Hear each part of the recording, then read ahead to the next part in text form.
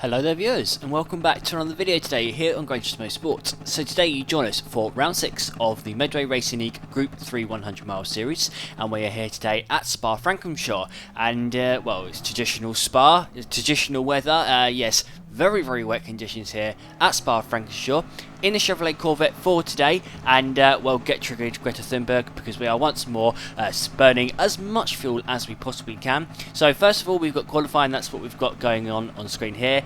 Qualifying is essentially one-shot qualifying here today. Reason being, it's only a 5-minute qualifying session, so there's no time to get more than one lap in. All you've got time for is your out lap and your qualifying lap.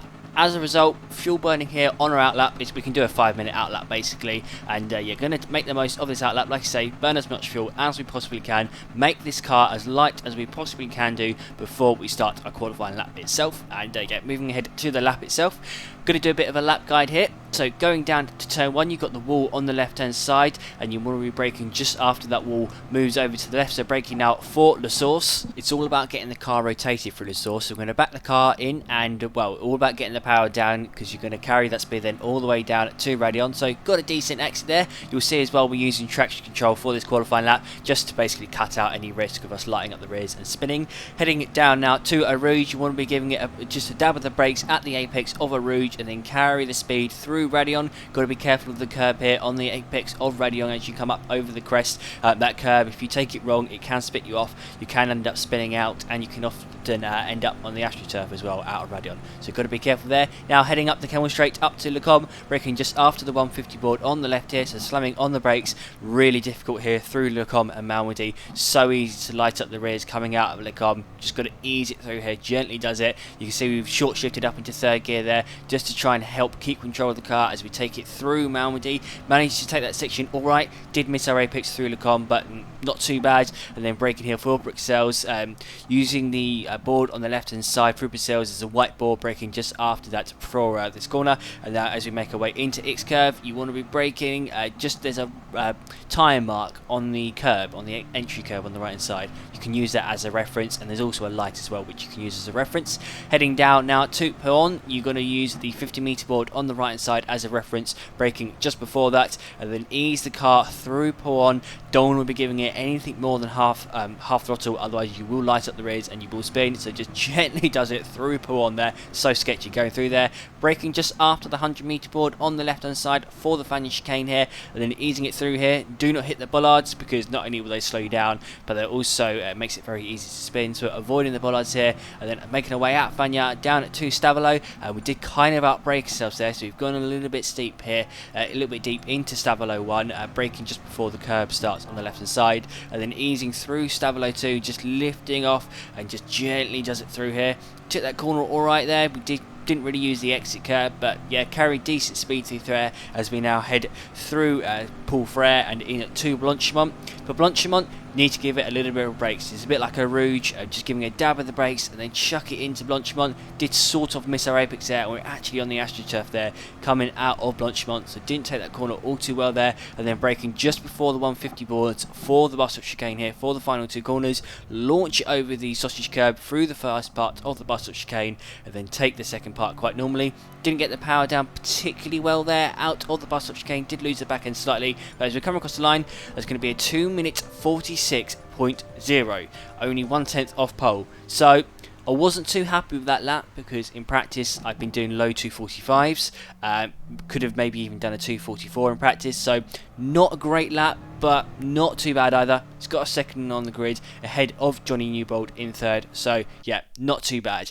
But what you're about to see here as we go to start the race is the standing starts at Spa are rather broken.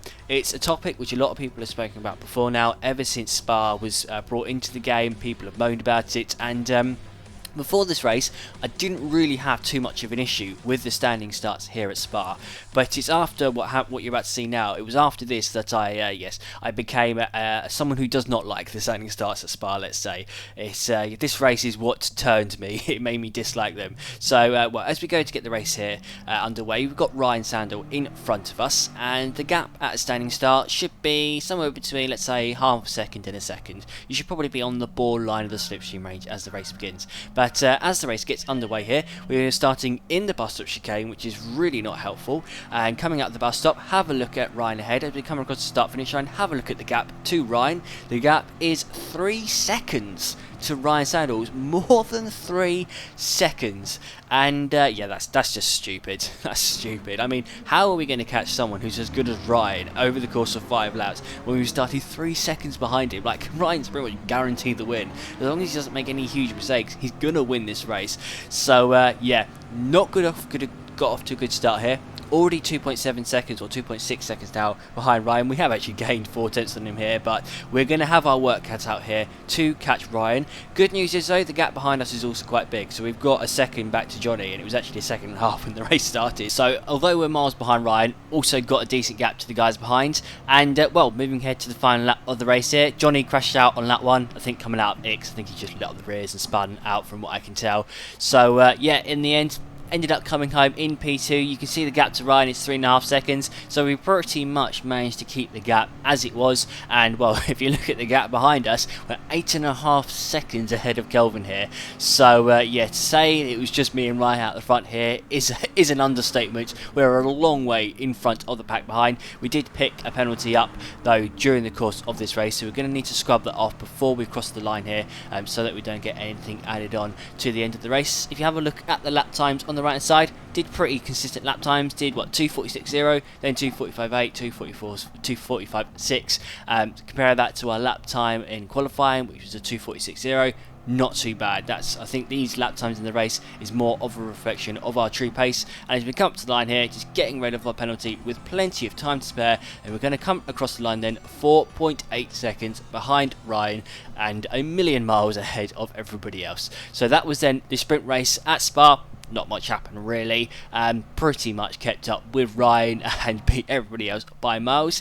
And now moving ahead to the feature race itself. Courtesy of our second place in the sprint race, we're going to be starting second on the grid, and we're in the Chevrolet Corvette, like I say, which is unlike the Toyota Supra, which is what I normally go with. The Corvette is actually quite good at standing starts, so it's going to be interesting then on the run down to La Source on this first lap here. As we wait for the 5 lights to come on, just putting the traction control onto one, and well, as the 5 lights go out, got a decent start here, although Ryan, as always in that Viper, has got an epic launch. That Viper is pretty much the best car in Group 3 off the line. Braking full of sauce, actually managed to get quite late on the brakes there and get alongside Ryan, but no, coming out of the sauce, Ryan, he's got a good exit.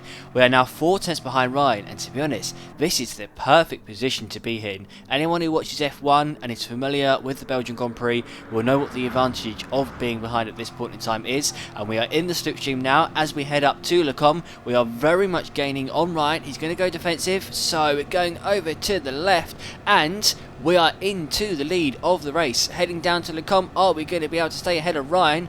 Yes, we are. So we have managed to make it then into the lead of the race. Didn't necessarily get a great launch off the line, but yes, slipstreamed our way past Ryan, then down the Camel Straight and into Le Combe. So we're into the lead of the race. Strategy for this race is, well, it's an easy one stop. Flat out on a tank of fuel in this Corvette, I can do 9 laps no problem. I can even do 10 laps without really much of a struggle. So definitely a one stop, but it will be beneficial to fuel save where you can, because you will then gain time in the pits. You'll spend less time refueling, so we do want to save fuel where possible. And well, we are going to soon start short shifting. We've got Ryan behind us now in our slipstream, and he is going to be able to short shift as a result. As we are pulling him along basically down all the straights, he's going to be able to save quite a lot of fuel on us and potentially jump us in the pit lane, so we need to think about that now. Heading out of the source on lap 2 here, got Ryan still within our slipstream range, and we are actually quite heavily short shifting. So if we shift up to 6th gear here, we've just shifted very, very early. In this Corvette, you want to be up shifting about 3/4 of the way at the rev range, but well, as you can see there before Eau Rouge, we upshifted less than 1/4 of the way up the rev range. So we very much are saving fuel here. Keep him to the right down the Camel Straight, just to make sure that Ryan doesn't send it up our inside into the Com. But yeah, Ryan is being smart. He's not an idiot, Ryan. He knows what he's doing. So he's very much staying behind us and saving fuel where possible. I forgot to mention, by the way, it's dry for this race. You may have noticed that, or you may not have. The qualifying and sprint race was in the wet, and then the feature race was in the dry. So me and Matt, we decided to make this event a mixed condition event, see what it was like, transitioning between the two, see if people could cope with switch between wet and dry weather. So that's going to make things a little bit tricky here. For these first few laps, I was sort of struggling to adjust. There's so much more grip in the dry, it's crazy. I know there's obviously more grip between in the dry compared to the wet, but the grip improvement was so drastic. It was like bonkers. It was like going from a Group 4 car to a Super Formula car. It was, really difficult to adjust to. Another thing as well for this race, didn't do a huge amount of practice. Because it was wet and dry, you had to practice for both, but I only did the normal amount of practice that I would do for a race, so I only actually did like half the time of practice in each conditions compared to what I normally would do. So haven't done a huge amount of practice here. That is one of the reasons as to why I'm not waving Ryan past. So one thing you could do here, smart thing to do, would be to wave Ryan past, sit in his slipstream and then short shift, but I don't want to do that because he will probably pull away from me. I will probably make mistakes and he'll probably break the slipstream range to me because I'm not driving particularly well here. 5 laps later, as we make our way into the bus stop chicane, we've got Ryan 4 tenths behind us, so still very much tagging along behind us, but going through the second part of the bus stop chicane here, I think Ryan may have made a bit of a hash of it. I think he may have gotten settled by the sausage curb on the first part of that chicane. As a result, we are half a second of Ryan here heading into La Source, and if we nail La Source here, might be able to break away from Ryan, as he has actually gone in deep.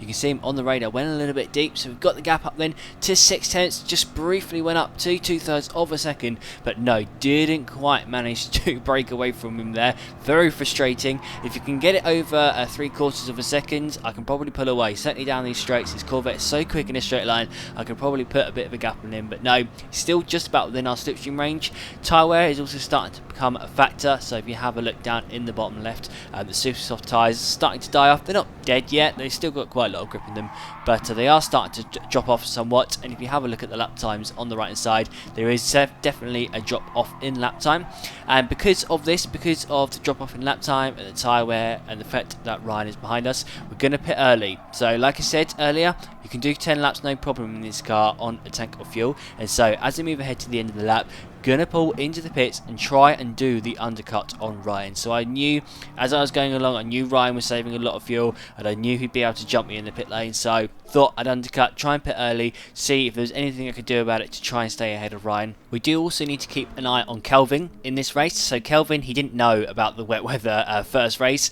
didn't do any wet weather practice, that's why he was 8 seconds behind us in race 1, but for this race, for the dry race, did do a lot of practice for this one, so we do need to keep an eye out for him. He, like us, has pitted doing the undercut like us on a very similar amount of fuel, so do definitely need to keep a track of him as we wait in absolute eternity once more for our car to finally arrive in its pit box. Took 27 seconds then for our car to get to its pit box, so had to wait rather eternity there. You have enough time to have a drink, have a relax, go on your phone, and wait for the rest of the time basically.